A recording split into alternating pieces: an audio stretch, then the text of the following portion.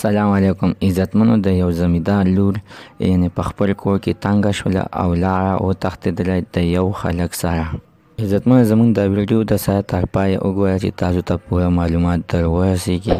خو تاسو که چېرې زموږ په دې چینل کې نوي وئ حتما دسه زموږ همدا چینل د سره سبسکرایب کړئ، خوا کې ورسره د ټلې نشان ووهئ چې ښه یوه نوې معلوماتي ویډیو تاسو ته په اسانۍ باندې در ورسېږي. دا د زمیندار لور وه او ډېرې غریبې کورنۍ نه به یې تعلق ساتلو، خو دا د خپلې زمیندارۍ نه دومره تنګه راغلې وه چې بیا هلک سره وتښتېدله. دا په یارانو په یو شي باندې هم نه پوهېدله.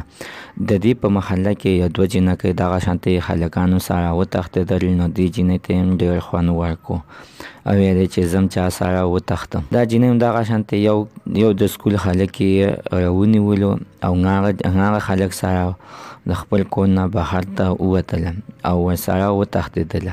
عزتمنو زموږ د ویډیو د سره تر پایه وګوره چې تاسو ته پوره معلومات در ورسېږي چې دې جینۍ ته داسې څه مشکل یې لرلو چې دا د خپل کور نه وتښتېدل. عزتمنو دا یو زمیندار لور وه او دې زمیندار لور به کله به یې جندې کولې او کله به یې ورباندې ورمېده کول، کله به یې ورباندې میښې لشلې. دې باندې به یې قسمه قسم سخت کارونه مور او پلار کول، ځکه چې د دې د کور ساتلو نور څوک نه.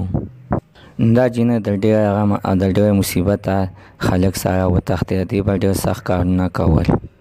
عزتمن هېڅکله په خپله خور په لور باندې داسې سخت کارونه مه کوئ چې هغه بیا مجبوره شي چې بیا تاسو مې په شرمونو باندې وشرمئ او ځان هم خپله زندګي مې غرق او تباه کړي.